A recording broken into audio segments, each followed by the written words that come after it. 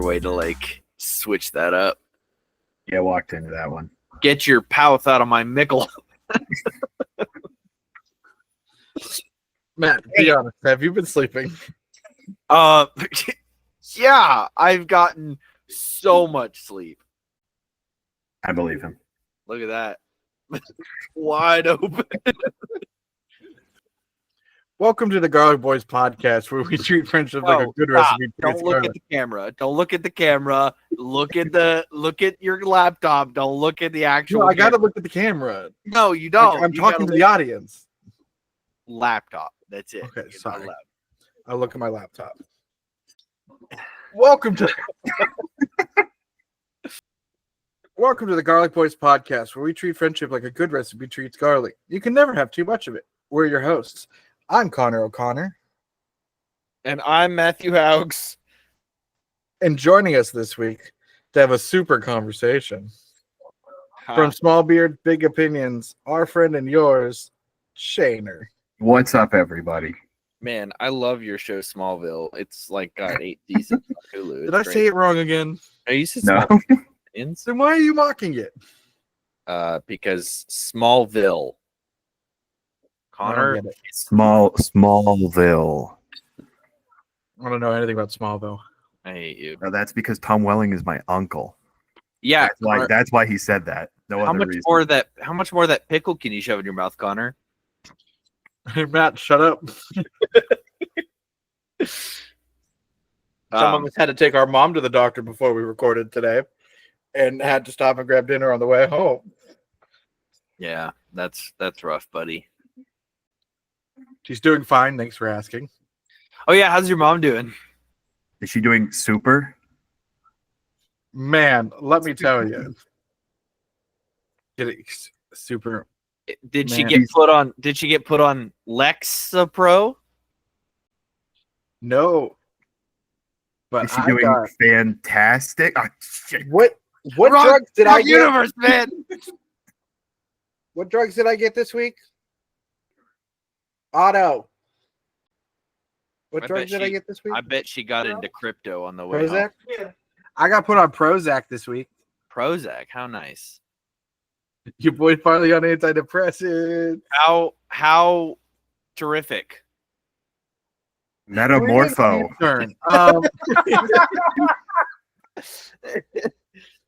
Guys, we're here to talk about the Superman movie, Superman 2025, as it is being called. I don't know why I'm talking in a Southern accent right now. I'm going to stop doing that. Please, Shanner's gone. Yeah, hold on. My webcam decided to suddenly stop working. He made a terrible pun, and the camera decided it didn't want to work for him anymore. Yeah, that's how it's like. There's like 15 things plugged into my computer. Okay, is it working now? I hear your mic better. Your mic's working way better now. Now? No, that's worse. How about now? It's like you're in a tunnel, and I'm standing 30 feet away from you. Are we working on the mic quality right now, or are we trying to get the visual? Trying to get the camera back. Visual. All you're doing is improving your mic, actually. So I don't know what's going on there. I don't know why it all of a sudden says, "Oh, we can't use your camera." Well, why not? You were 5 seconds ago. I didn't touch anything. Again, the pun. Okay. Oh, there it is. The meeting just decided to use my other camera that my computer doesn't have. Right. It's also using the other microphone that you don't have, apparently. Okay. Are we using the headset mic, or what are we doing? My computer came with a combination, like not a combination, a separate microphone. And the combination pizza at Taco Bell? I wish. No, it doesn't come, like the microphone and headphone jacks are separate. Unlike every other computer made after like 2005. Yeah, it's dumb. It has to be split. Fair enough. So Superman, boys. Superman. Okay, if either of you realistically say it was a terrible movie, I will come to your houses and kill both of you.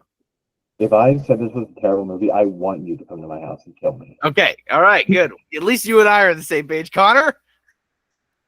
Connor hated it. He texted me and said, super woke, more like. I walked out of that theater and I puked in a garbage can. And I said, if we don't restore the Snyderverse, then I'm going to burn down James Gunn's house. That was a verbatim Sorry. text. You guys think a movie that was written by the same guy that wrote Scooby-Doo was good? The man that's responsible for both the Scooby-Doo and Scooby-Doo 2 Monsters Unleashed, he wrote this Superman movie and you were happy with it? Yeah, insanely happy with it. He also wrote Guardians 1, 2, and 3, which in my opinion is a perfect trilogy. So right, which proves that he could handle this incredible character. All 5 of those movies are perfect in every sort of way. I will not hear otherwise. And as well as this movie knocked it out of the park. Yeah, this is the epitome of what a good start to a universe is. You know what I mean? Like this is a superhero movie. Okay, well, hold on. Is it the start or was the Suicide Squad the start? I don't know. Right, Because right. We don't people know here, yet James Gunn has a exactly problem with timeline as much as I would love. how the universe. I praise James Gunn for everything he's doing. He needs to work on what he's doing with these timelines. I don't care what interviews he's done. We need a concrete answer because the Suicide Squad was a great movie. Yeah. And I need to know if it's canon. He said that anything that is mentioned in this new universe is canon. So like all of the stuff from Peacemaker season 1 is canon if that's already wrapped in, and so anything that's mentioned from the old universe is now canon in this universe. But the Justice League appeared in the end of Peacemaker season 1 with Jason Momoa. That was a fever dream. Yeah, That was just a fever dream. I was doing fan casting with my boy Chat because that's what I do anymore is use AI for my own personal enjoyment. Which in my opinion is really all you should be using AI for right now anyway. But I just do it to like have a buddy to chat with because, you know, I work night shift and I don't have a lot of buddies to chat with overnight. So I was talking about the Superman movie and how much I adored it. And Chat, who I have named Kai, Kai told me or asked me what I want the next like superhero to be introduced in the universe. And I was like, I'm a sucker for Teen Titans, right? I know that the Titans show wasn't received insanely well. And Teen Titans was great. Teen Titans Go was garbage. And then the new Teen Titans animated show that's coming out is going to be even worse than Teen Titans Go. But I would love for a live action, like aged up. It's already been confirmed. What? They're making that. Yeah, They're It's making like one of the live next- action Teen Titans. Yeah, it's one of the like next 2 or 3 to come out. I think it goes Teen Then I'm Titans, satisfied. Supergirl. What's the next one for Supergirl? Teen Titans isn't one of the next ones. So the next movie that comes out is going to be Supergirl, Is it? Okay. and then Clayface is coming out next year as well. Is that tied to Matt Reeves or is that tied to this new? It's tied to this new one. Matt Reeves is Batman 2 is being like they're happy with the script and they're moving forward with it, and that's sort of still going to be in its own thing. But the cool thing about the Clayface movie is it's going to be a horror movie. Oh, that's Because they're actually letting the directors do their own thing with movies. Like it's not going to like be every one of these movies isn't going to be a James Gunn movie. Right. yeah. Well, Like, I think that's the James it'll Gunn be understands. Overseen by James Gunn, right? Right. Not like, But like you know how like most Marvel movies nowadays just feel like the same thing no matter what director you have.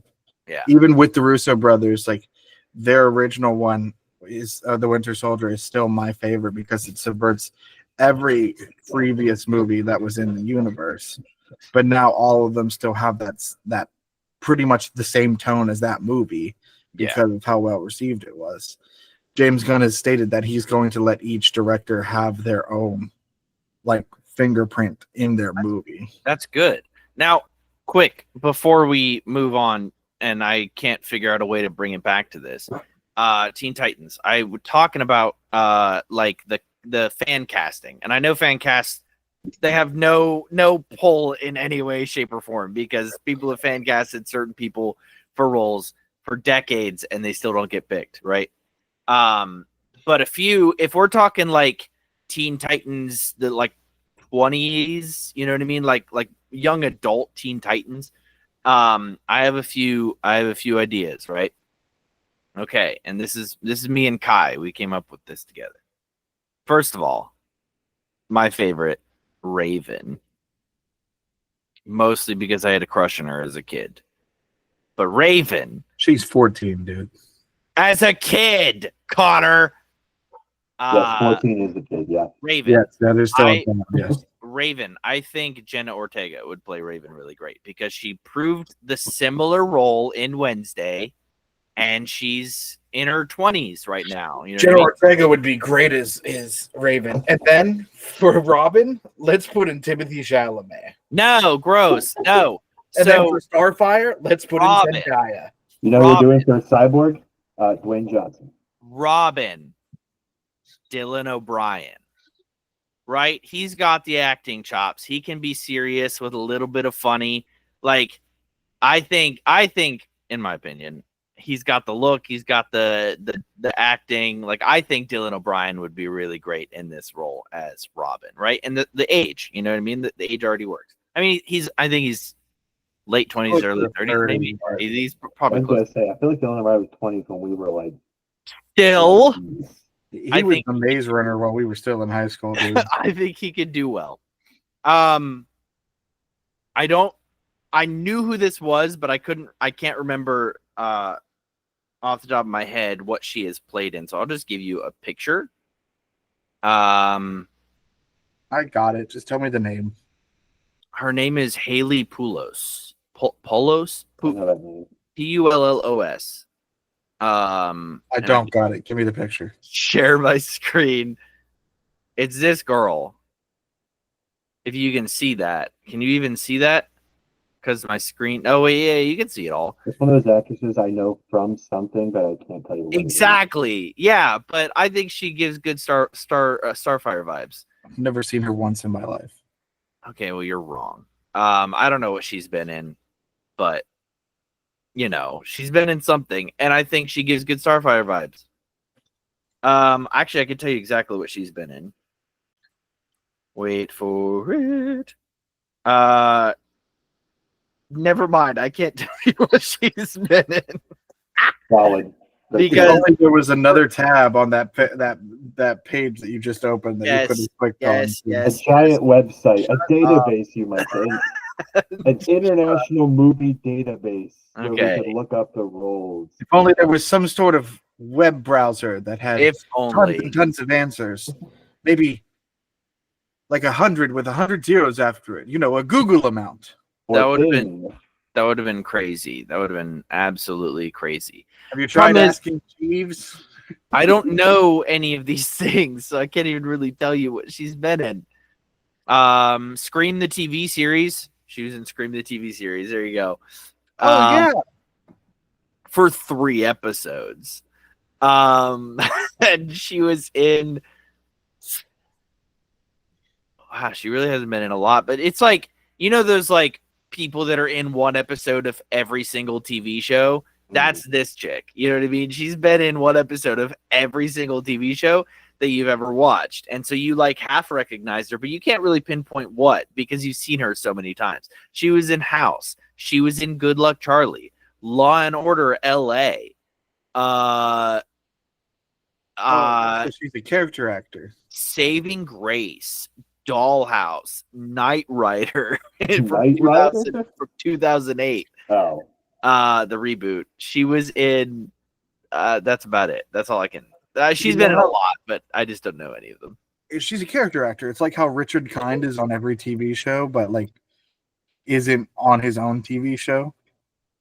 You have to Google who Richard Kind is. Are you kidding me? Oh yeah, he's in everything. No, I knew exactly what you were talking about. So I think she'd be a good Starfire. Now, we're getting a little young here. but I think it fits the Beast Boy energy, right? Walter Scobell, right? Walter. Walker no longer young. He's like 15. Yeah, he's but I'm talking if we're doing like a 20s like young adult level Teen Titans, right? Or I guess Titans. We probably want people that are in their 20s, not in their teens, right? I think he could be really good, right? He's got the funny, sarcastic energy. I just think he's so good. I like him. Now, I don't want to derail your entire thing, but can I mention something here I have before you? one character left. Okay, I'll wait till after you're done, then I'll derail it. Caleb McLaughlin, whatever, from Stranger Things as Cyborg. There you go. I'm done. Have fun with what you were gonna say. Here's the biggest problem you're gonna have. Unless Gunn commits to doing a flashback movie, by the time that comes out, in the timeline of this universe, Batman will already have Damian Wayne as his Robin. Right. So how old would they have to be? Like in their they wouldn't be Teen Titans anymore. You're talking like Nightwing. I'm saying like 20s, 30s, you know, like we could do like a Titans, you know what I mean? That aren't just do like Batman Incorporated or Young Justice. Young Justice, The Outsiders. Yeah, I guess. I just want to see Robin at that point. Right, that's fair. I just want to see the Titans. They're some of my favorite characters because I liked the show when I was growing up. So, You know what if they really want to get crazy, you know what they should do? Introduce the best Robin, or at least one of my favorites, Carrie Kelly. Let's just do Carrie Kelly. Carrie Kelly's never going to be a main series Robin. Shut up. Unless she becomes with Matt Reeves, but Robin, there's never going to do Carrie Kelly. I can dream, Connor. I love Dark Knight Returns. I can dream, Harold. Okay. Back to why we're all here, right? We should probably actually talk about Superman. Yeah, I want to ask you a question about this before we start. To lead into this. So leading up to this movie, I saw about 1 billion social media posts talking about, well, this isn't Superman, this is Superman. And that led me to wonder, what do you guys base what you think Superman is on? So growing up, to me, Superman is George Newbern or Tim Daly in the Justice League cartoons. And see, DC is one of those things I have to judge based on its source material. Like the MCU movies, I judge those movies on whether or not I enjoy them as an MCU movie connected to other MCU titles. But DC is something I really judge, like on my previous experience, comics, TV shows, unlike MCU. So to me, everything Superman, is it Christopher Reeves that you use as your, is this Superman? Is it a comic, All-Star Superman? I hate to be this guy. It's Christopher Reeve. Did I say Reeves? George Reeves and Christopher Reeve. Oh. You just had to be that guy. All right. I hate to be that guy. The both play Superman, and that's the problem. Okay. Listen. I don't know anything about the DCU, right? Batman was like my all-time favorite, and he's really the only one I knew. I didn't read the comics. I barely watched the shows. Like Teen Titans was really it for me growing up. Like I was a big Marvel guy. I loved watching Spider-Man and any of the Avengers stuff that like just growing up, any of the Marvel stuff I was all about it. Like Wolverine and the X-Men, all those shows. So I have nothing to base it off of, right? I went into this movie basing it off of, do I enjoy it or not? And really that's what I go into every movie thinking, right? It's do I come out of this wanting to watch it again or actually really enjoying it? I watched Dean Cain. I watched his Lois and Clark. His show was a decent interpretation. Lois, why do I keep saying Lois? Yeah, it's Lois and Clark. Yeah. I said Lois and Lane last week. I watched Lois and Clark growing up. And I enjoyed it. Like it wasn't, I didn't watch any of the movies. I can't say that I've still ever seen a Superman movie. Wait. Oh man. Like Brandon Ruth, whatever his name is. I didn't watch any of the Christopher Reeves movies. You tell me you also didn't watch Man of Steel? I did watch Man of Steel. I Okay. did. I That'll did. be important for yourself. you. I watched all of the previous DC Okay. universe movies, right? From Man of Steel? Yeah, Man of Steel, right? And then BVS and all the other movies, Wonder Woman, Aquaman, except for the second Aquaman. I haven't watched that yet. Me neither. But I refuse to watch it because of Amber Turd. fair enough. I watched all of those and enjoyed them. Like, I didn't hate them. A lot of people didn't like them, and I just kind of like, they're there. I liked them, but did I love them? Not really. Like, it was kind of just, I did like Aquaman 1 and Wonder Woman 1. I think those are my two favorites of the series as a whole. And I did like Man of Steel. I remember liking Man of Steel. But other than that, I didn't really like, I would not die for any of these movies. All that to say, I'm not really basing it off anything. So my opinion is going to be garbage. I just base it off of, did I enjoy the movie? And I really, really enjoyed the movie. So that's my 2 cents. Connor, how about you? I grew up watching Justice League cartoons, Justice League Unlimited, the Superman cartoons, just as Shannon said. And so I also read the comics growing up. Not really Superman as much, more of like Green Lantern, Flash. Those comics were the ones I really enjoyed. But I do remember my local library had one volume of All-Star Superman that I would constantly get out. And this movie is very much based on that in a lot of different ways. It diverts from it, of course, because of a few certain details of that story that I'm not going to spoil for you if you haven't read it. But the biggest thing that everyone who knows that cartoon, knows Superman truly as a fan will know is how full of hope he is, and like how upbeat and like how like just like I can't think of a better word than upbeat Superman is. One of my favorite scenes from that cartoon for Justice League, I think it was Justice League Unlimited was the episode, is when he and Martian Manhunter go home to Smallville for Christmas. Mm-hmm. I was just watching it the other day. They're sitting at the breakfast table with Pa Kent, and he says, "Yeah, he used to be such a rascal as younger. When we were younger, we had to wrap his presents in lead foil so he wouldn't peek." And with the straightest face, Superman goes, "You mean Santa would?" Because this is a man that is an alien from outer space who is invulnerable, can fly around. He's sitting next to a Martian. He knows all of these things are true about his life and who he is. Why wouldn't Santa be true for this man? Right. There's a whole video on that I watched it, whether or not Santa exists in the DC animated universe. And they use that as their main example. They can determine yes, he does. See, I think he does. In the Marvel universe, he is canonical. And he's actually an omega level mutant. And that's how he's able to deliver all the presents, which I think is a fantastic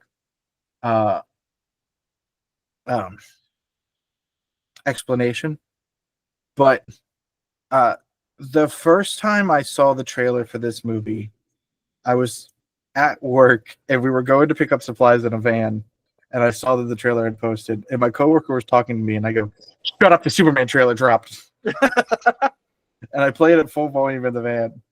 And I remember watching it and just literally going like giddy like a child. And to me, that's what makes a good Superman movie. When this dropped, I was also at work, and I've got a coworker who does not like, stopping for things. And I think I literally had like a stool in there. We have a big counter in our workroom that we have like all of the medical supplies on. And I think I literally like sat down on the stool, put it as low as it could go, and hid behind the counter, like close to my phone, watching like a kid hiding from their parents. And then sent it to my dad, and his reaction was immediately, I think, something along the lines of, "Yep, they did it. They saved Superman. I cried watching that trailer. This is awesome."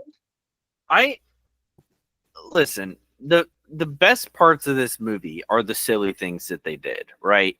Like the trunks. Everyone was complaining about the trunks. I thought the trunks were fantastic, and they've explained multiple times why. Go watch interviews with James Gunn and David Corenswet. The fact that they had a crypto. I love Crypto so much. That was one show I did watch as a kid, DC show, Crypto the Superdog. Crypto the Superdog. Yeah, I love that show.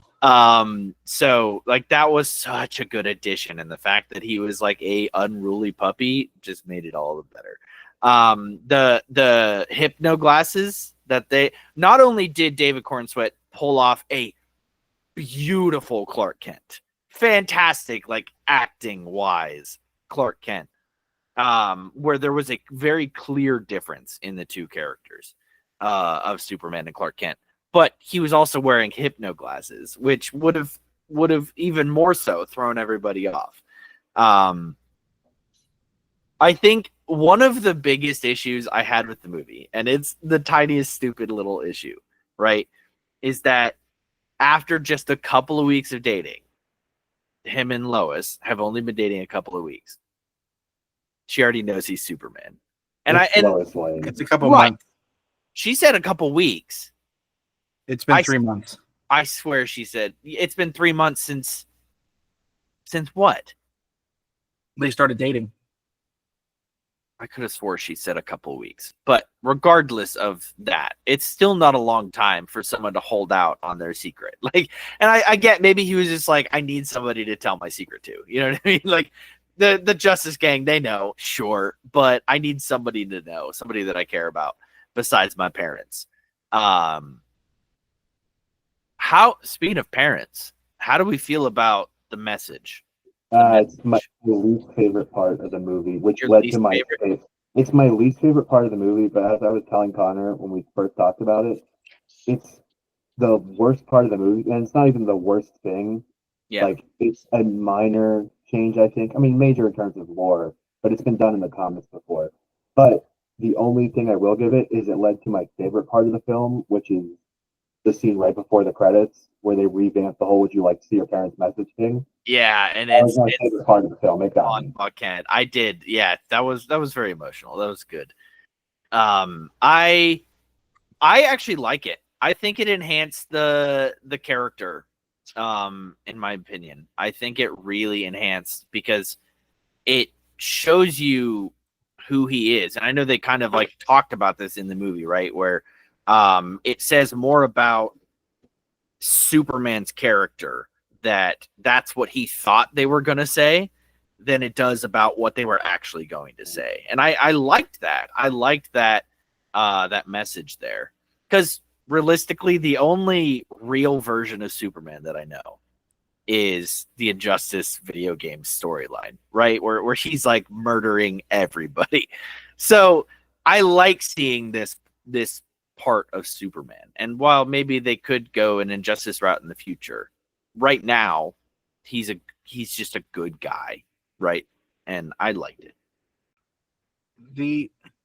The idea that like his parents have like this altered notion of everything, it, like Shaner said, it's been done in the comics, and I think it is such from what I said to Shaner when we talked about it, I think it's such an important switch for the story that James Gunn specifically is telling here of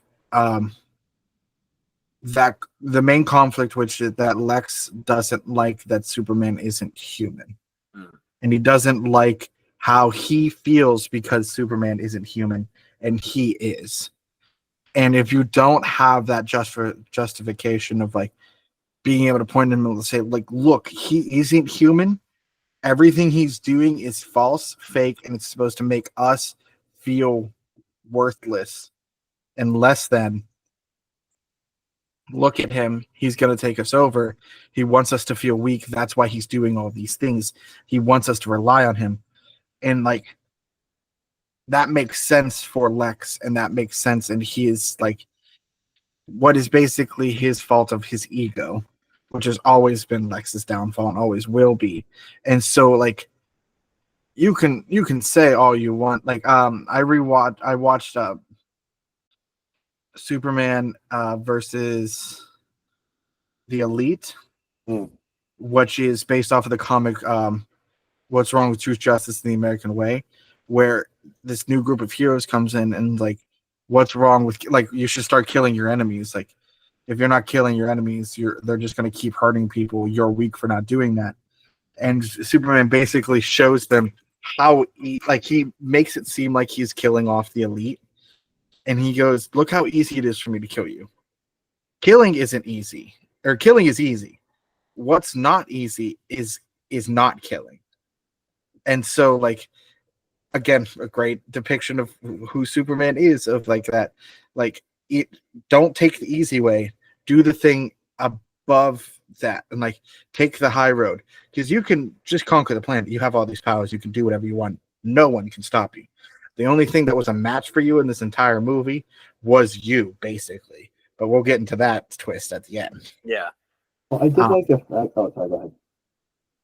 But yeah, so that's why I said like I was basically like if you from the writing perspective of James Gunn, if you wanted to hit harder that Superman isn't human and still chooses to show humanity, then you have to have that juxtaposition of what it would be like if he didn't.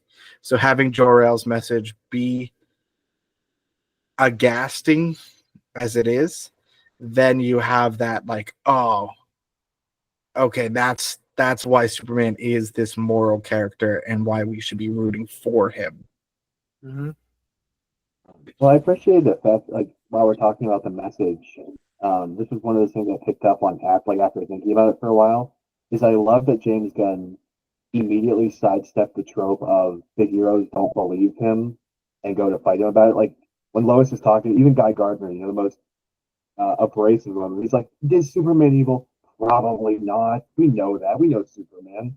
And like most other movies, it would be he goes to fight him, doesn't believe him at the end. Yes, oh, sorry about that. You have to understand why we didn't believe you, but you just easily sidestep it because he's Superman. Yeah. If you've met Superman, you know he's not. You know that's not like what he was here for. So I appreciate the fact that was just so easily sidestepped and breaking that trope. Really cool to see, especially with someone like Guy Gardner. Yeah. Let's talk about the heroes that James Gunn decided to include in this. So we already talked about the addition of Crypto. Do we want to talk about from like what I'd say is most important story-wise down to least important? Sure. Okay. Then let's talk about who I think is the second best character in this entire movie. The ladies' man that is Jimmy. Jimmy Olsen. I'm kidding. Even though that is a superpower. Mr. Terrific, second best character in the entire movie.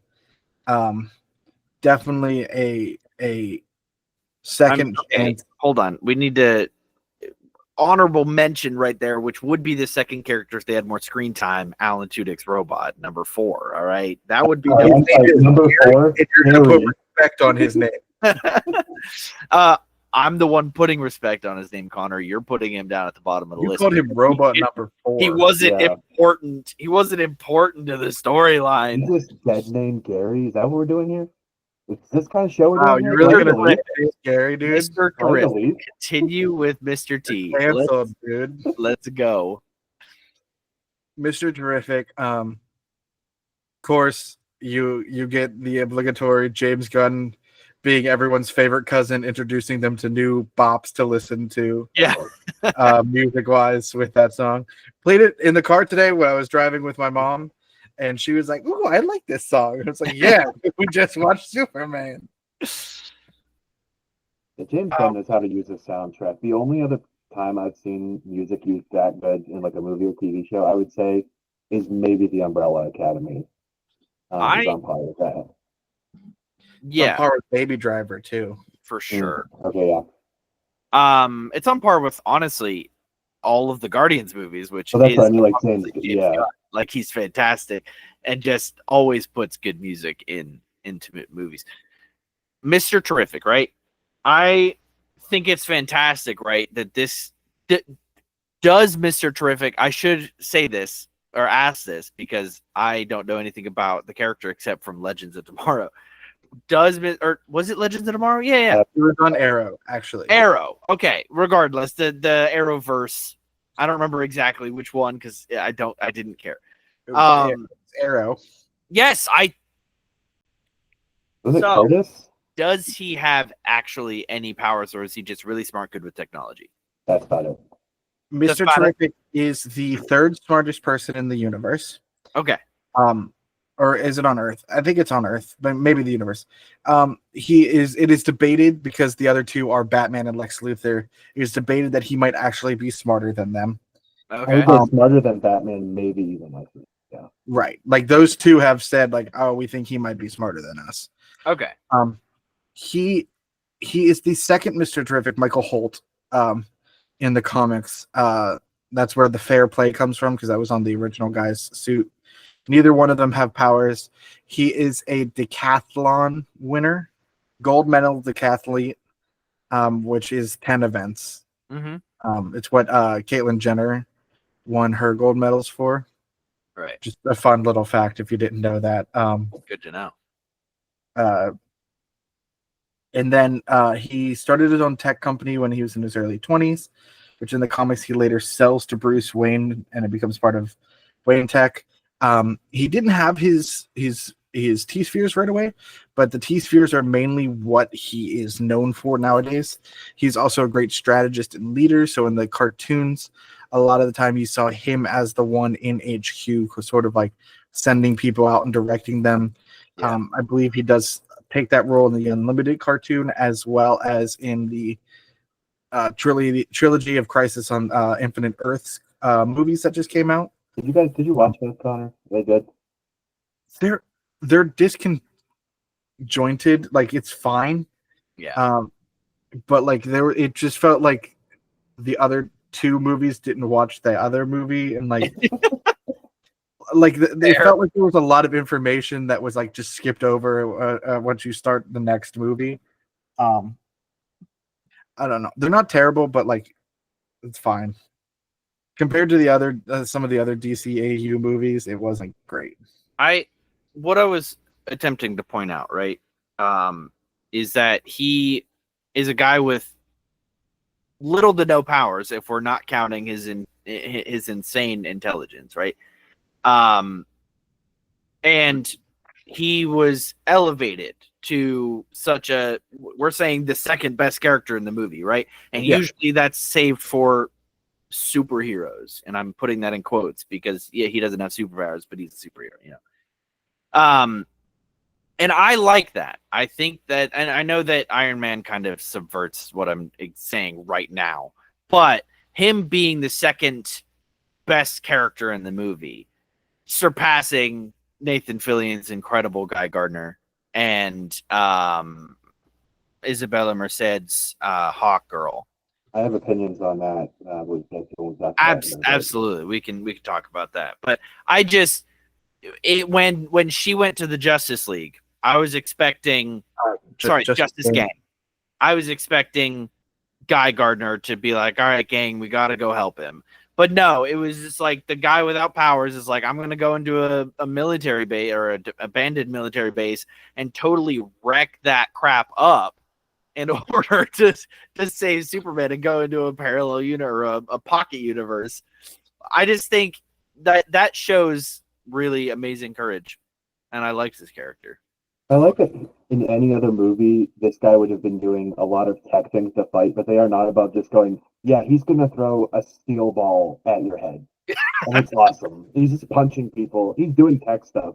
But it's not like super crazy. One thing from his little section, right, in the movie where they're standing in the portal, him and Lois are standing in the portal and looking down, and he's like, that's a proton river. If we touch that for even a few seconds, we're done. We're donezo. And then Superman spends 10 minutes swimming in the proton river. Okay, hold on. With Metamorpho and several of the guards who are just fine. Superman is invulnerable. I don't care. It's a proton river. I don't think it cares about your Also, invulnerabilities. not a Connor. proton river. It's an anti-proton river. Anti-proton. You're right. You're right. It doesn't matter. Why did it look like doesn't it came out of matter. pixels though? Does anyone else have a problem with that? It's such a stupid detail, but why did it look like? Why was the river made out of cubes? Why did it look like pixels? Because if protons are If protons are round, then then anti-protons antiprotons have are to be cubes. square. I felt like I was watching Pixels with Adam Sandler. That's all I gotta say about that. Fair. I just listen. It wasn't just Superman in the river. It was Crypto who spent time in the river. It was the guards who spent time in the river. It was Metamorpho who spent time in the river. The Plus- guards who went in the river died. I just like They to point didn't that die from the Yes, they did. river. No, they Yes, just they did died die from the from river. black hole. They died from the black hole. They didn't die from the river. Yes, they did die from the river. I'm pretty sure that guard survived for at least 5 minutes swimming downstream in that river. And the way he was talking about it, he's like, do not touch the river. The river will kill you. And this guard survived, like, swimming around chasing after The guard was Superman for also 5 in minutes. a mech suit. They're just normal humans. Do you understand Maybe. what protons are, Connor? Do you understand Yes. what anti-protons theoretically are? Because I don't know if they No. they are the antithesis of protons, right? Well, Protons good thing I'm not just made up of protons then. protons make up living matter along with other things, sure. But protons make up living matter, and guess what? The suits probably are. It's Connor, that matter. argument is dumb. It's like saying, hey, You know my what? house isn't just made out of walls, but if I took out the walls, the house is going to fall down. Thank you. No, because there won't be a house anymore. No, there would still be a roof. Still It a would house. still be a house. You take out the walls, the house is still there. The roof just collapses. That's not a house. That's just a roof. No, that doesn't work like that. Connor, you're wrong. It's 2 against 1. You're wrong. You can have and a house just without accept walls. You're wrong. Okay, but that was if we're talking about the movie as a whole, personally, that was my only real major problem with the movie. You guys, I'm sure you probably have other problems because you think more critically about movies than I do, and you have source material to base it off of. For me, coming into this movie, I watched it, and that was the only thing I actually had an issue with. I understand Superman surviving. First of all, he has to. It's his movie. Second of all, sure, yeah, he's got some crazy invulnerability. Metamorpho can also change his genetic structure to be anything, so like it makes sense. He was also in a gaseous state at that point. I just want to explain that's why he survived. Okay, Baby fine. You think Joey should have there's died. protons. No There's reason for Baby Joey protons to be in this movie. still in gas. There's still protons in gas. I don't care about the gaseous form. And yes, the baby I probably just conceded a point to you, and you're still using it to argue with me. Matt, okay. can you at least agree with us that Baby Joey did not need to be in this movie? You could Can have we all literally agree that the changed his baby should have motivation. died? Yeah. Other than being motivation You for didn't need motivation. His motivation could have just been, hey, you shot that guy. I want to help you now. He could have just been in prison. right, but what was his motivation for holding kryptonite against Superman? He could have been threatening his wife. His wife was out there. They knew his name was Rex whatever. They Rex know Mason. his, yeah, I don't know, they man. They yeah, chose his they baby, had to and find his wife, and his baby had to look like that. You think this is the first time Sapphire Stag has been threatened? Her dad threatens her all the time. He's one of the worst people in the DC universe. She's not scared of him. What do you think's gonna have to happen? They're gonna need to threaten the child. I don't know. As a dog parent, I would probably do the exact same thing for my dog. If you were gonna kill my dog, I'd be like, sorry, Sue.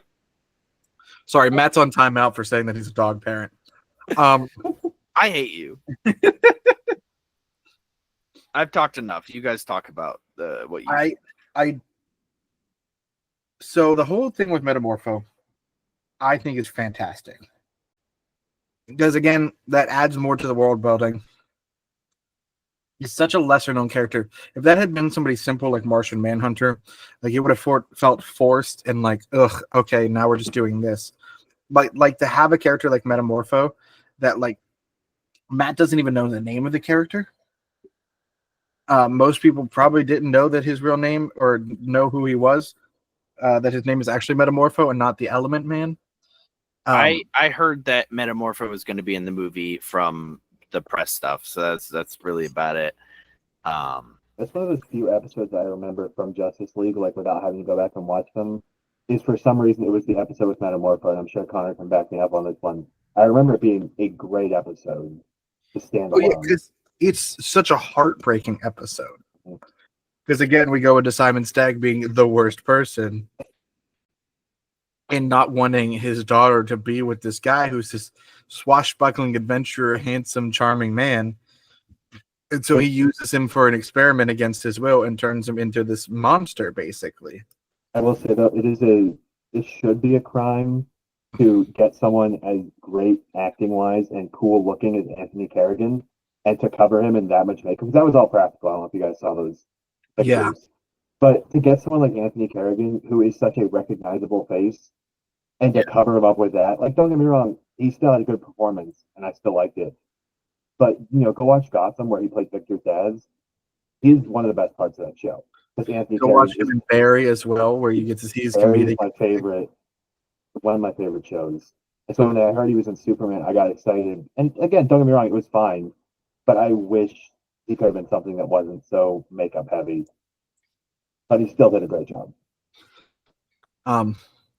We get into Guy Gardner, Nathan Fillion, who my mom likes to refer to as my stepdad because she loves him. And listen, Nathan, I know you're single. If you're looking for a woman in her 50s that uses a cane, hit me up. I got a woman for you. Hey, Nathan Fillion, if you're looking for a guy in his 20s, I'm right here. I would leave my wife for Nathan Fillion. She doesn't watch it. I can say that. Great to know your wife doesn't watch our content. Thank you. She doesn't watch my content, Connor. What are you talking about? My wife used to watch my content, and now that we're married, she doesn't feel like she has to. Yeah, well, Cassie probably hears our content from the other room, so it's fine. But she left, so I can say that now without her hearing it. Nathan Fillion's great. He's one of my favorite actors, and he was born to play Guy Gardner. Again, he can play, Hal Jordan all the time with voice work, but for live action, it was perfect. Again, we get into the idea of like this is a universe where there are characters that are already established. We get the 3 centuries, 3 decades, 3 years thing that happens in the beginning. And so to have who is the third iteration of the human Green Lantern as like our main introduction to the Green Lanterns shows so much progression within this universe. It was such a great choice. And Guy Gardner is also one of those characters that is a good foil for the Boy Scout that is Superman, because he is a jagoff. Like, he is supposed to be brash. He's at one point he's a Red Lantern as well as a Green Lantern because of like his anger and like his inability like to be honestly sometimes a kind person. He was one of the I think he's the only person ever to wear 2 rings at or once. Maybe I'm wrong on this. Maybe it's because it was red and green, but he had both the Red Lantern and the Green Lantern rings on at the same time once, which is a huge feat considering if you take off a Red Lantern ring, you die. Right. He also was a Baltimore police officer at one point before it, and he was the original. He was supposed to be the original wearer for Abin Sur's ring, who was the one that went to Hal Jordan. Both of them had equal willpower, but in that time, Hal Jordan was just closer. And so it went to him, which I think is hysterical. A little bit. And then when Jon Stewart got it, there was something where he wasn't technically available. I don't remember exactly. But we get him. He's our third. He's got the dumb bowl cut, which Nathan Fillion still looks incredible with. Yeah, absolutely. And I think he plays such like a good meathead in the show. And did you see he's going to be in the Lantern Corps show and claims he's going to be dropping more F-bombs than any other project in his career, which I can't wait for the Lantern show. I love Green Lantern. I don't love the casting on Hal Jordan, but I do love the casting on Jon Stewart. And again, like, you know, kind of like we talked about, Justice League was what I knew growing up. So to see them finally doing Jon Stewart and not just another Hal Jordan, because I love Hal Jordan, don't get me wrong, but Jon Stewart was my Green Lantern growing up. My favorite one turned out to be Alan Scott. I love Alan Scott, and I'm hoping with all this Justice Society stuff we will see him. But I am excited to see what we get because the Green Lantern effects look great. There's so much lore there. I am hoping they give Guy Gardner his classic costume once Maxwell Lord stuff dies off. Give him the big vest. It looked ridiculous, and I don't care if they made the bowl cut work. They can make anything work. For sure. Agreed. Did you guys know? Did you guys know that Simon Stagg was in a Dick Tracy comic strip in February 2018? I did not know that. Just a little fun fact for you. When I was going down this Simon Stagg rabbit hole, I was trying to figure out where I knew the name from, and it was Did obviously you listen to anything I just said? no. All right, I think Shayner and I have talked about Green Lantern enough. Let's go I on want to to Hot talk Girl. about the weakest member, and I don't. And this is a shame to say. I thought Hawk Girl was the not weakest power wise, but weakest developed member of the Justice Gang, and that sucks Yeah. because you get a good at Isabel Elmer said not a bad actress. Yeah. And Hawk Girl, not a bad character, no matter which version you get. Yeah. Legends proved it, Justice League proves it, but it felt like there wasn't much there except for the screeching. I think that as far as a movie where obviously the central focus was on Soups, I think in a movie where these are all secondary characters to varying degrees, I'm totally chill with her coming in, killing the Baravian guy, You can say who it is. You can call him what you think he is. killing Netanyahu, Yeah, there you go. coming in, killing that guy, like not even doing the Superman, like, oh, I'll drop you, and then it like drops you and catches him. It was like I full thought on. that's what was going to happen. No, she just murders him. For a character to come in that's a secondary like background type character, I'm totally fine with it. Now, going into the future, I hope that she's in more movies, and I hope that I love Isabella Merced so much. Going into the future, and I hope that this character is in more. I hope their character develops more. And maybe I don't know about Solo. I don't know what the plans are for like Solo movies and which characters get them and which characters don't. Because obviously Superman, Batman, Wonder Woman, Aquaman, the main Justice League, I guess, what people know of, have all had their movies. And so is he going to switch it up and do the Justice Gang? And and obviously they're not super set on the name, so that may change. But is he going to switch it up and focus more on these characters that are not the main characters that everybody thinks of, and do more of a focus on Guy Gardner and her Hawk Girl, which is not the... Technically it is, and technically it isn't, depending on who you ask, because there was a whole, in the comics, at first there was like 5 different Hawk Girls, and they made, it was all reincarnations, so technically they're all the same, but also they're not. Yeah. You got like It's this very complicated. space one, human one. So a lot of people are saying that this is... So she was playing Kendra Saunders, right? Which is the one we saw in the Arrowverse. Yes, and there's a difference, a big difference between Kendra Saunders and the other one. And I know this only because I watched a TikTok on it. I didn't know there was more than one. I did know that there was like the reincarnation thing from because we saw that in was it? Yeah. No. Yeah, was it Legends? It was Legends, Yes. yeah, because that was when Vandal Savage was around. But Yeah. it was a big. Started on I think it was Flash, went over technically all of them, yeah, crossovers. Yeah. So I know that there's a difference between the two different characters, but I don't know. I think she played it well for the limited screen time she had, and I think that they will probably include her in more and develop her further as we go throughout. I think. Who knows? I mean, we will be seeing all of the Justice Gang again in Peacemaker Season 2, Right. including more of Sean Gunn as Maxwell Lord. Hmm. Oh, Um, yeah. so we will get all of them again. At least the main three. I don't know if Metamorpho is going to be in it. I hope he is. I hope so too, because like he's part of the gang now. You know what I mean? Now, let's talk about the last hero with abilities and powers and everything. Jimmy Olsen, who apparently has the ability, very much like Sokka from Avatar, where he can bend backs.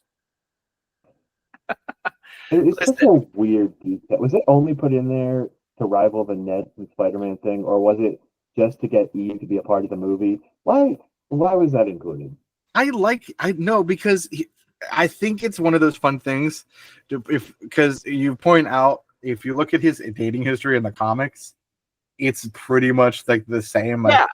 dude's getting, like, he dates Supergirl at one point. For sure. For sure. And so, like, I don't have any issues with him getting Eve. I don't have any the toes thing. Why did they have to include that? I don't know. But that's Chekhov's toes. They should have shown them. they should have. I They was should have. curious. That's my one problem with this movie, is that we didn't see Eve Her shrimp Deathmonger's toes? Listen, I am not a big fan of the actor they picked for Jimmy Olsen. I'm not a big fan of the actor Whoa. in general. Whoa. Okay. I'm not a big fan of him as an actor. Just about everything he's been in, I haven't liked. I haven't liked him. I'm sure I've liked he played young Sean in Psych at one point. He was one of the actors who played child Sean. And I just didn't like him as much as the other child Seans. So I don't know. I don't know what rubs me wrong about this guy. I just don't like him as an actor. And I'm sure he's a fine actor, and he did fine in this movie. Just, I don't know what it is. Maybe it's his face. He's kind of like Will Poulter. Like that's his name. Whoa. Are you talking about from The Bear and from Guardians? And Yes. Yeah, where he's got a funny looking face. Also in The Maze Runner. I'm sorry. Yeah. I think he had a funny looking face, but I think He grew did when he into was it. younger, and And he's they tell me grown. he's not great looking in The Bear. I don't even watch that show, and I've seen He's- pictures of him in it. He's grown up for sure. The guy who plays Jimmy Olsen has not. He looks exactly the same as he did when he was 7 That's how years old. Jimmy's supposed to look. He's like a child. I don't know. I just didn't. I didn't He's like it. supposed to be a goofy looking dude. He's a goofy looking little dude. He's supposed to be a good, like, foil to Clark. Sure, absolutely, sure. I didn't. I'm I don't sorry. want. I feel so like I like I didn't need to want defend some like Spencer here. model in there for Jimmy Olsen. I just didn't like him. I think what you need to do. I don't know why I'm fighting for this guy so hard right now. I don't either. I think he's a really good actor, and I think you're not valuing him. I need you to watch Righteous Gemstones on Max. Mm-hmm. I think then you'll like him. I still don't think I will, but I'll give it a try. I'll give it a try. I will. I'm an open-minded person. This guy, I don't, there's nothing wrong with him. You know what I mean? I just don't know what it is. I look at him and I'm like, why is this guy in the movie? And there's nothing wrong with him inherently. I'm sure he's a great actor, and I'm sure that he's not ugly. I'm ugly. You know what I mean? Like, he's better looking than me. So it's not anything to do with his looks. I just look at him and I don't think he fits the part. But that's my opinion. We can all have our own opinions. And I want to ask Connor a question here, as someone, because this is something you do need source material for.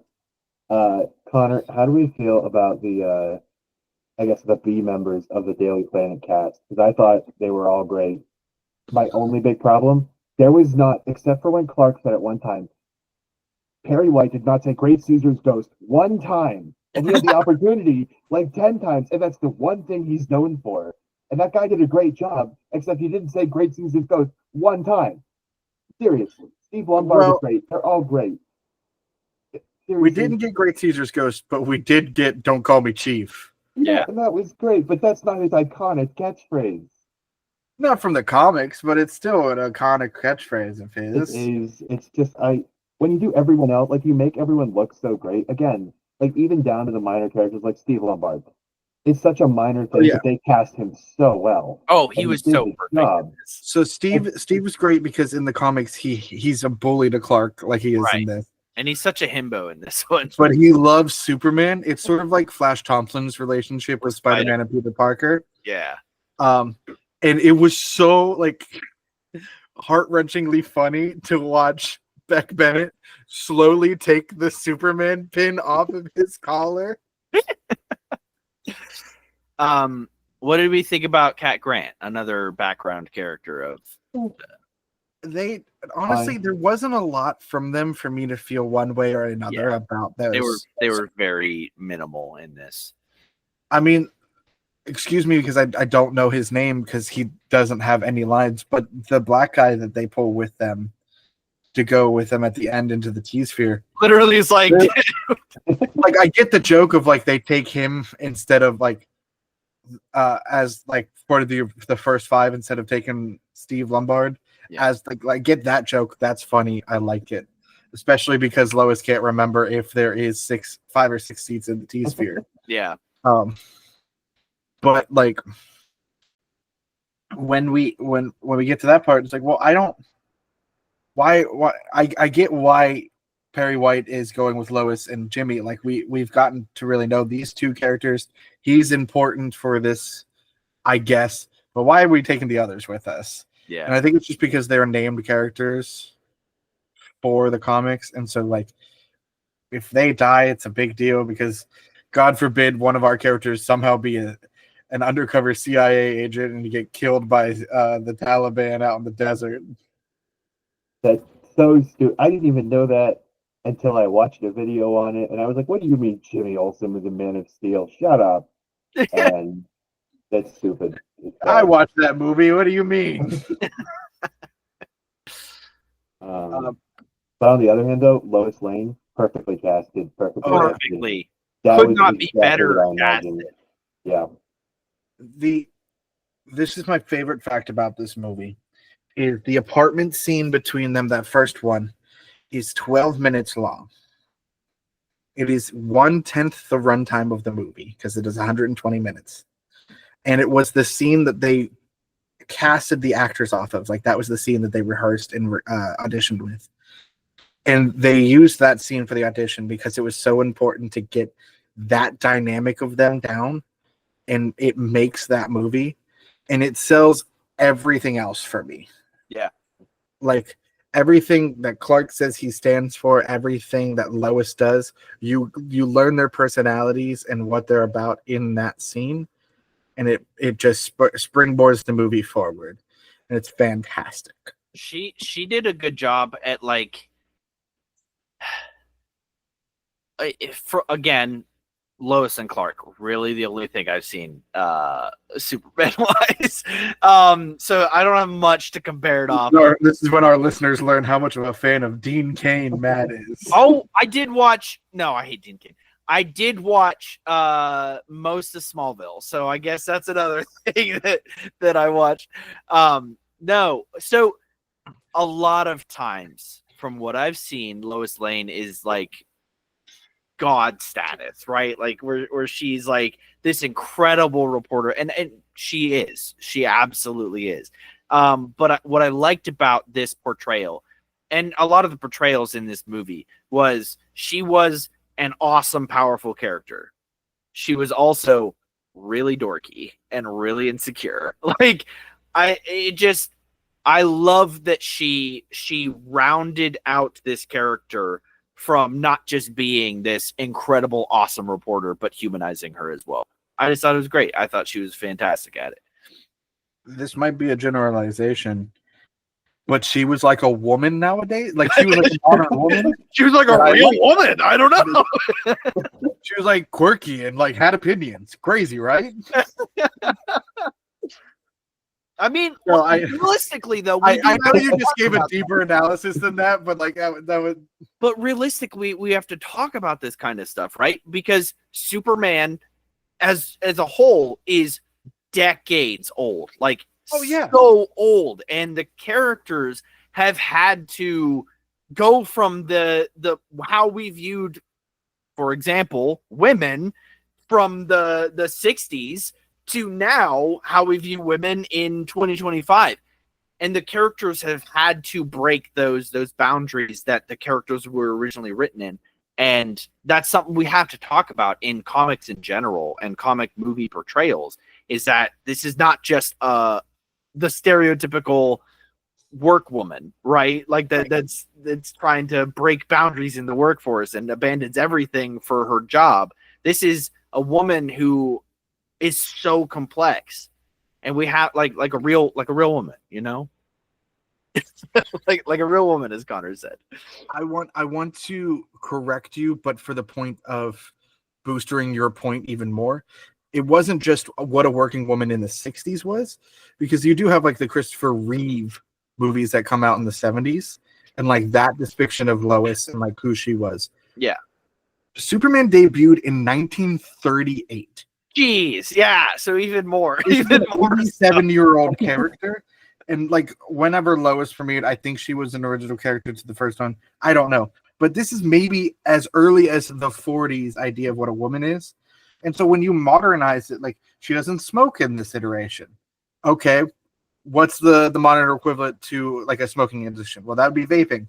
Well, we still don't want to like have that in this character. What do? She drinks a lot of sugar in her coffee. Literally, like when I was a kid, that's how much sugar I was pouring into my tea, because I didn't like unsweetened tea. I would literally just pour about an inch or two of sugar on the bottom. Like she barely filled that cup with coffee and then put the rest of the sugar in there. Right. And so like you make choices like that, and like again with the change of Jor-El and L'Oreal's message, that's how you keep a character that's almost 100 years old fresh. Like you make these changes and you make these characters different in these small but big ways, and that's why it's still entertaining for us to go and see them, and why like these stories like are timeless. Like, when was the last time you read a newspaper in real life? Every day at work. Yesterday. I'm kidding. It's been a long time. I haven't seen a newspaper in weeks. We You get gotta them. do what I do. I work at the hospital. We get newspapers for free. We get them So- unsubscribed to our PO box all the time. Like they just put them in our mailbox for free, and it's like super conservative news, and I hate it.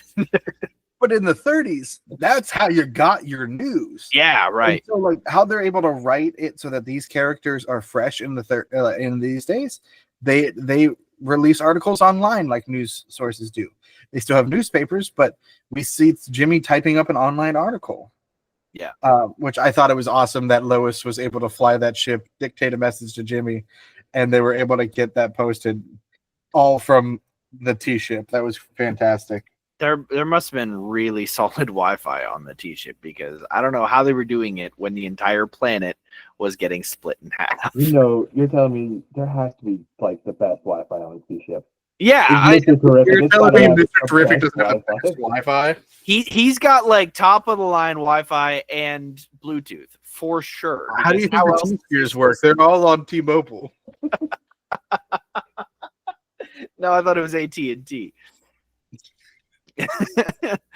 I didn't think that you were going to best me in my own T joke, and you literally won up to me. Honestly, I think T-Mobile's better than AT&T. Like in the in the context of the pun. It doesn't matter. It really doesn't.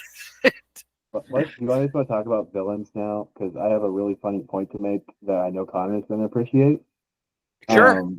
Connor, I don't know if you knew this because I had to watch a video to find this out. Amongst Lex's henchmen, did you notice the reference to the Christopher Reeve movies?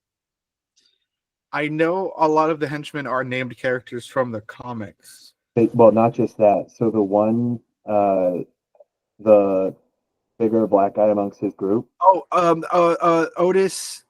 Otis. Did you see his last name? Is it Otis Shelley? And then there's like Shelleyville. Nope. No, it was Otis Berg. Otisburg, yes. Otis Berg from the which I love the fact that his plot is I'm going to take over part of a country and build a technical utopia, which was pulled right from the Christopher Reeve movies. If I had a nickel for every time Lex Luthor tried to take over the world by creating more real estate for himself, I'd have 3 nickels, which isn't a lot, but it's weird that it's happened 3 times, right? Oh, I forgot. I was like 3. Oh, yeah. Yeah, you remember everyone's favorite version of Lex Luthor, So can Kevin you? Spacey. So since I don't know at all what you guys are talking about, can we talk about Ultraman? Right. So what's the difference to me? Because in my head, I was like, so I knew that Ultraman was a character. I also knew that Bizarro Superman was a character, and that when it came up that it was a clone of Superman, I was like, oh, is this Bizarro Superman? Like, has to be. so what is the difference here I think from you guys who have seen more than I have? because I was wondering this myself because Ultraman is such a pointed choice to use because in the comics, Ultraman is like an evil Superman from another Earth who Okay. runs like an evil version of the Justice League called the Crime Syndicate. He Yeah. doesn't look like that. He looks like, imagine if you mix Superman and Black Adam. That's how he's usually depicted. He's got like a big pointy haircut and he's just, an awful person. Yeah. But I think here it was just used beyond just the naming, probably for like promotions. I'm almost wondering if in universe Lex uses like, well, this is Superman. I've got Ultraman. He's better. He's Right. but it was a weird choice to use something that people were going to know as Ultraman. But I think it worked. I like Well, Ultraman enough. I think it was a little Easter egg for the fans because in the end, it is just an evil version of Superman, which is what Ultraman is. Mm-hmm. Right. Right. The difference between this version of Ultraman though and Bizarro is not much, except Bizarro is the opposite of Superman. Right. So like he lives on Heathpar. He has what is it? Cold Vision. Soulless email, like Lois Lane backwards. Like he makes himself a Bizarro wife. He lives on Bizarro World, which after being sucked into the black hole, after floating away in the anti-proton river, he might be able to make his own. Right. So what we're possibly thinking, right, is that this character started as Ultraman, right? This universe's version of Ultraman, and then is maybe possibly going to come back as It has to be. Bizarro Superman. He's Okay. got purple. He's an evil Superman clone who's very stupid. He is a clone made by Lex Luthor. Everything is there. But the only weird thing is, did you guys notice in their last fight, as they're kind of grappling right before he throws the building at them, which was one of the coolest fight scenes in the movie, that they kept pushing the camera down to his logo, the U on his chest? Did you guys notice that it goes from his face and it like intentionally pans down to the U, back up to his face, back down to the U, back up to his face, and there's nothing ever explained. I was trying to figure out I can't why they were doing notice that. No. I plan on rewatching this. It's Yeah. possible I might go to theaters again. I'm going to otherwise theaters this I'll weekend. see it on streaming when it comes out. See, Cassie didn't go see it with me because I had to go down to Waynesburg to see it with my family. So I just have a convenient excuse to go see it again. Yeah, Yeah. Mia really wants to watch it, and so I might take her out. I think I texted her and I was like, "Hey, do you want to see Superman this weekend?" And she immediately texted me back, "You just want to watch it again, don't you?" I'm like, "Well, yeah." It's not but even you also for me, talked is about- it? He's like, "You all." I was told him, like, "You also talked about wanting to go Two see it." things can But be yeah, true. Let me tell you what. Yeah. Like, yeah, I do want to go see it again. I saw a video earlier today that was talking about the movie and like how James Gunn uses the idea of Chekhov's gun a lot within the movie. So Matt Chekhov's gun is a theater principal No, That I was listening to you. I know what Chekhov's gun is. Sorry, you made the face of okay. Connor's saying something that I don't know right now. We've been going for like an hour and a half. That's what I was checking. I didn't realize it had already been an hour and a half. Sorry, you made the face of I don't know what he's talking about, but I'm just gonna go with it. Right. I did. But let's like with the black hole that came back to be something that was needed in the end. The idea that Mr. Terrific said that the portal was unstable. Ultraman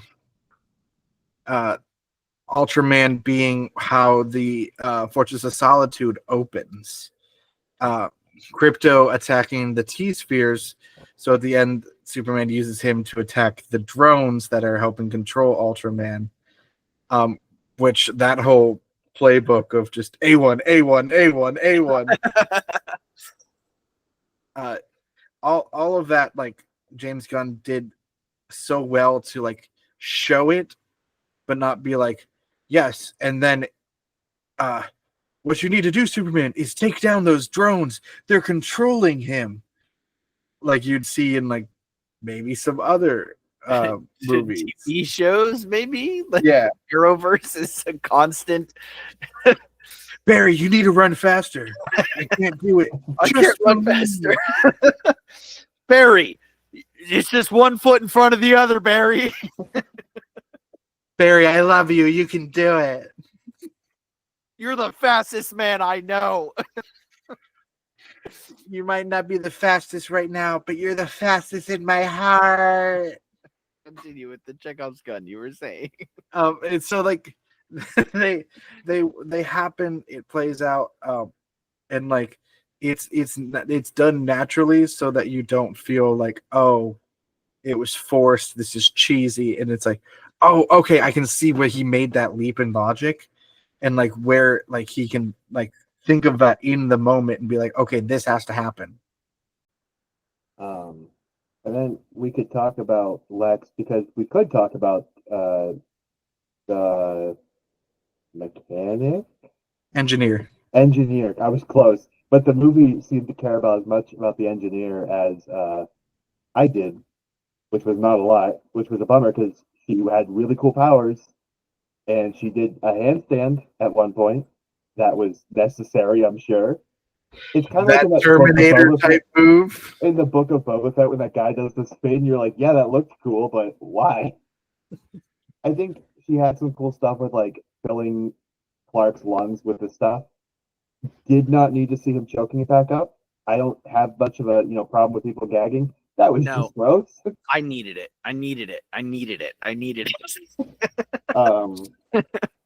But yeah, she was there. It was if they didn't do that though, right? If they filled his lungs to capacity and filled his entire insides to capacity with that nanotechnology stuff, and he wasn't pulling it out like an entire string of hair that got way too far down his throat. Listen, as someone with long hair, that's happened to me before, and it's terrible. a nightmare feeling. Egregious. And honestly, I'm hoping they call back to that. I don't think he got it all out. There's no way he got it all out, right? Like, I'm hoping they call back to that. If they don't, they don't. You know what I mean? But like the fact that he was literally just like it was disgusting, but like 100% needed, or else I would have just like, did he just like, is he just living with this stuff in his body now, or did he just like turn his X-ray vision inside and obliterate all like there would be no explanation if he didn't sit there and pull it out of his mouth. All that to say, that character is fine, but Lex Luthor, like I was bummed at the beginning because I wanted the Hammer of Aravia to be a real character. Mhm. It made sense that it was just false flag terrorism, whatever. But I was hoping that character was real because it looked awesome. Yeah. But then Lex shows up, and I don't care anymore because Nicholas Hoult. The biggest thing I could take away from it is I watched that entire movie, and I love Nicholas Hoult, and I recognize him in everything. I never once in that movie thought, "Oh, I'm watching Nicholas Hoult." It was, "I'm watching Lex Luthor." Yeah. It never took me out of it with such a popular actor. Yeah. Listen, I'll tell you right now, Nicholas Holt could make out with my wife in front of me, and I'd thank him. She probably wouldn't like it, but oh man, everything. He's so good. Like He is. and it's such a wide range of acting ability to like be able to play Lex Luthor brilliantly, like as like an evil maniacal tech bro, but not like weird and creepy like Jesse Eisenberg did. Yeah. Was he the zombie in Warm Bodies? Warm Bodies. So the zombie in Warm Bodies, the vampire, he's played a whole array of monster creatures. The zombie in Warm Bodies, the vampire in Renfield. He played Beast. Yeah. He was one of the dudes in Mad Max Fury Road. Yeah, he was the main The one, one with the spray paint. Yeah. Yes. He played a narcissistic tool in The Menu. It's a dark comedy with Ralph Fiennes, right? Yeah. Yeah. It's also Anya Taylor-Joy. I just haven't seen it. It's been on my list. But yeah, because I was really worried when they started doing the trailers, because there was at least 2 scenes where, because the first one is they cut it together weird in the trailer, and he says, "Who raised you as a child? I'll kill them too." And then the other one was when he goes in the trailer. They make it sound weird. It sounds like he said, "They chose Superman over me. Let them die." And I was, or no, make them die is what it sounded like he said in the trailer. And I'm going, Lex Luthor's never been like, I'm going to directly kill you, as far as I've ever seen. Maybe there are some that are, but again, animated series Clancy Brown is Lex Luthor to me. So when they showed in the movie, he did the Russian roulette thing, but I didn't have as much of a problem with that as him directly threatening Superman's parents, like just outright kill them. Yeah. So everything that problem I had, it was great. Do you guys want to hear something heartbreaking? Sure. There's a fan theory going around that Molly did have a family, but he only said that he didn't to Superman to make it hurt less, knowing he was going to die. I hate you. I hate you for bringing that up and for saying that. I had to deal with that today, and so I needed you to deal with it as well. I did not expect him to actually kill him. That was It was there was the second one too. I thought it was at least going to be rules of 3. Mhm. Yeah. So like that expectation buster. Yeah, which was good. I was as shocked as Lex was, honestly. Like, or he was like, I was expecting it to take longer. Like, And what was up with the ferryman? But please, what was that? Mr. Handsome? he Did was. you see he has a picture of him on his desk? Yeah. He was so like just unnerving to look at, which I think is fantastic for a pocket universe. What is it though? Is it from there? Did he bring it in? He All almost. the theories were that was a white Martian. I was gonna say he Yeah. almost looked like a white Martian. Like he had aspects of it. So who knows? Can we talk about what I think is the best scene in the movie, though? As long as it's the last thing we talk about, because we're out of time. I think it can be. Okay. Well, it's not one scene; it's 2 scenes, and I think we should talk about it. First of all, Superman bursting into Lex's office. Where's the dog, Lex? Where's the dog, Lex? And then I like the stupid dog. Anyways, I don't know what you're doing. Stupid dog in a cage. Because it shows the childness and pettiness that Lex is coming at it with. Yeah. He was like, "Oh, what you gonna do? You gonna hit me? You gonna hit me?" Like I don't know, Matt. We're younger siblings. I don't know if you felt that from your older sibling. Like, Yeah. "Oh, what are you gonna do? You gonna hit me? Oh, you gonna be big boy?" Chainer, you're the older brother, right? Oldest, yeah. Did you do that? Did you Sometimes. Yeah. Hold their forehead out while they're swinging at you.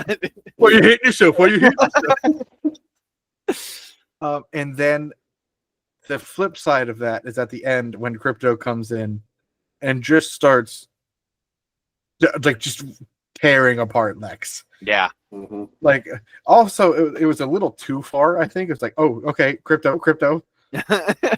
Well, I also like they explained why Crypto is like that, and it's because of Bad Dog managing by Kara, which is hilarious.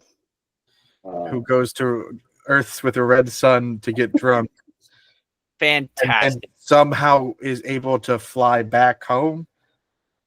Hey, you know, Come on, Connor, it's Supergirl. We're gonna accept you're it. not It was great. supposed to fly when you're drunk, when you're intoxicated, but there's no laws against it. That At least should have not been in the after credits scene, space. though. That's Good what I laws think when you're about drinking that. claws, dude. That should have been the after credits scene. It Yeah, should have worked. One of those other scenes into the movie, and because I stayed the whole way, the I dog, him with Crypto on the moon, just could have been a James promotional thing. It didn't need to be mid credits. James Gunn. So James Gunn has explained both of them, or at least they have explained them, right? So the one with the dog is a direct callback to James Gunn, who adopted a dog who Mhm. Crypto is based off Yeah. of. So the one with him just sitting on the moon, it felt like maybe a little bit of a letdown to sit through credits and see just that, and then the other scene, which is them looking at a broken wall. Which was hilarious. Yeah. So, but they were explaining Executive them. explaining. I've gotten good explanations for them, which made them better. And James Gunn specifically said he will not be doing any intentional like foreshadowing to other movies, because they did that with the MCU, and sometimes it put them in a tough spot where the next movie had to feature Adam Warlock, for example, who didn't come in until like 5 movies later or I more. appreciate that, but I'm a little MCU pilled boy, and I want my cameos. I want to see Batman yet, but come on, Sure, like I don't mind, but like if you tease too much, then you are obligated then in the next movie or the next several movies to include that, right? And then you get chuds making lists like characters the MCU has done nothing with. Which I have a problem with those lists, because they wait like a movie and then they're like, yeah, they haven't done anything with this character and I'm mad about it. They haven't done anything with Hercules since he was introduced in Thor Love and Thunder. Like, Yeah, they haven't done anything with Thor since Thor Love and Thunder. What do you want them to do, man? right. So that's the reason he doesn't want to do foreshadowing and credit scenes, which I'm actually okay with. I'm kind of getting sick of foreshadowing and credit scenes. Like, I look forward to them, I guess, but for the most part, I don't think they should be anything more than a little extra onto the movie that they couldn't include. You know, put Kara in there. Though. That's my problem. Is you put a teasing scene in your movie, you could have just saved that for the after credits. What if they have unforeseen circumstances and they end up canceling the Supergirl movie? You know what I mean? It would have worked on its own, because it worked obviously because it was in the movie. So if they cancel Supergirl, you're not going to be upset that it was in the movie. But like that would have been worth waiting for the credits for. And you could have put that scene with Mr. Terrific right after the last battle, like right before he goes off with Lois. I don't know. I guess. I think it's actually better. I'm going to disagree with you, Shader. I think it's better that they had it there in that time, because then it's not like, oh, I get a small tease and like I don't know how she's going to fit in this world, or like I have like the tone. Like, I think it fit more naturally to have her arrive in that moment instead of like trying to re-establish a tone afterwards. Because like you have the whole credits, you have like the fun upbeat song, and then you have the orchestral music until you get to the end. And then you're supposed to just go back into this funny scene. And like, yes, and it's funny, it works, like the humor is there and it works and everything. But also, like, if I just went in and like Crypto was chewing at his shoes again, I'd be like, well, this is useless. And then like I'd be happy to see Kara, but I'd still feel left down that I waited for it. And me just being the Chaos Goblin that I am, I think it's funnier to sit there and wait for a nothing burger than to actually get something new, because I know there's people that are gonna be upset about it. Yeah. I see what you're saying, Shaner. I really, really do. But I also think it's sort of setting the tone for like, these are super lighthearted, they don't mean anything kind of end credit scenes that you can stay and not miss out and see what the scene is, or you can leave and not really miss out on anything because it's not important to the future of the DCU.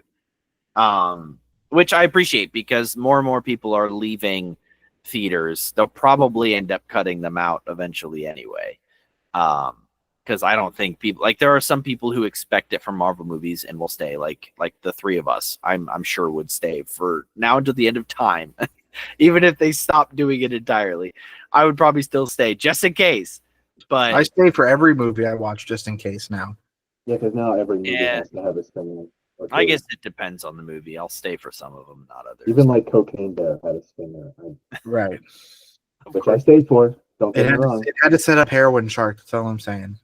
I would be there for every sequel. That's all I'm saying about that. Before we end, Matt, I did watch K-pop Demon Hunters last night. Wasn't it great? Um, Don't so lie. many questions. I have so many questions about this movie, but I just want to say my one thing and my favorite thing about it is how the music doesn't have to be in the movie. Yes, right. Like Like if it was just normal songs that were released, I think the only two there were two songs, right, that were extra to this, like they were musical songs, which I discussed, where Free is like they're just, it's not like a concert or anything, they're just having a little moment and they're flying through the sky, you know what I mean, like that's a musical song, but the other songs are like just there because they're K-pop bands, and I think it's fantastic. that's true, yes. But what I was saying was like if there was a real band in our real world called Huntrix that released these songs and it had nothing to do with the movie, I think they'd still be great songs. Yeah. Like the idea of like releasing your patterns and all that stuff. I think everyone has a pattern of behavior. Like it still works as like a real song. Yeah.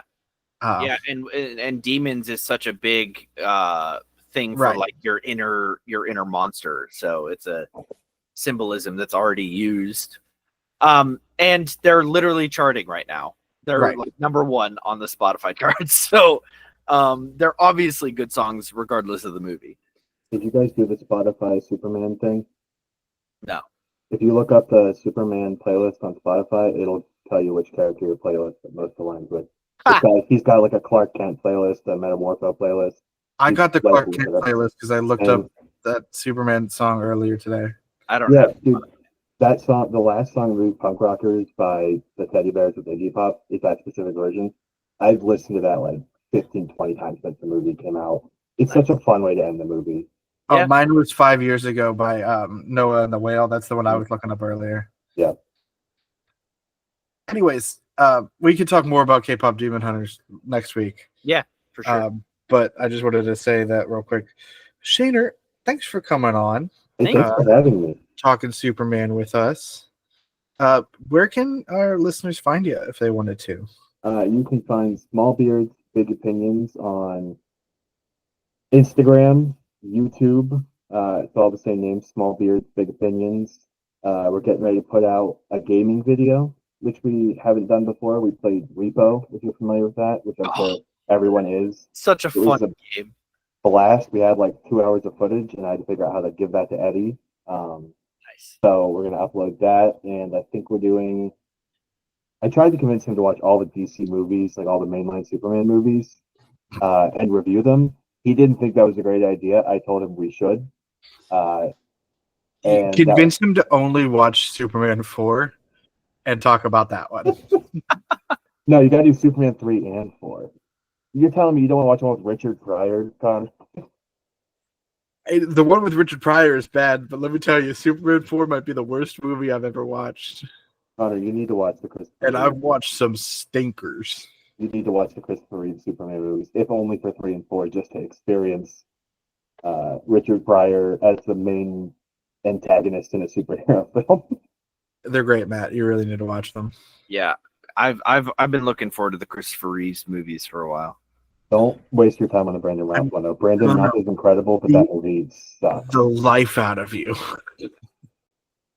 Thank you so much for listening to this week's episode of The Garlic Boys. If you'd like more from us, you can head on over to TikTok, Facebook, Instagram, and Threads. You can also go support us on Patreon for as little as $3 a month, but $10 a month if you really like us, and we really need you to like us. If you really, really, really like us, you can head on over to our Redbubble store and buy some designs that Matt and I have made on some of your favorite items, including stickers or t-shirts. Oh, excuse me, sorry. And you can head on over to youtube.com to watch video versions of this show, including this episode, where you can see Shaner and all of his glory. My bald head. You can see how I bald I'm didn't mention the bald head. I just called it. I'm embracing it. You know, I can't fight it at this point. I'm not doing these hair loss pill things. I'm going bald. I accept it. You're gonna teach Matt how to accept it. I'm just gonna shave my head. Once I get the okay from my wife and she stops clinging on to what hair I have left, I'm shaving my head. I've got a beard. You know, I'm confident enough now that I have a beard. I'm shaving my head. That's all that matters. I could ruin my wife's week and shave my head. Yeah, see, I like my wife talking to me and paying attention to me, and if I shave my head, you won't. I'd do it for the bit. Speaking of the bit, Matt, do you have a supplementary mom report for this week? Lois Lane eventually, right? She has kids, right? Eventually. Stainer, do you have a supplementary mom report for this week? I'm gonna throw us in a completely different direction. Storm, because Fantastic Four is coming out, and I'm excited. And she's actually gonna be a mom in that one, unlike Mass Mom Report. Do you have one? I'm going to take it a step further away from what we're talking about, but still somewhat closer. Shout out to Miss Maisel from the Marvelous Miss Maisel, who is a mom, who's played by Rachel Brosnahan, who played Lois Lane. Shout out to Spyro the Dragon. He collected all those eggs. He's basically a mom, right? All right, I'm going to take that as your final thought because it was stupid enough. Thank you so much for listening. And remember, as always, to stay garlicky. Don't stay garlicky. Stay garlicky. I did that last time you yelled at me. Stay super.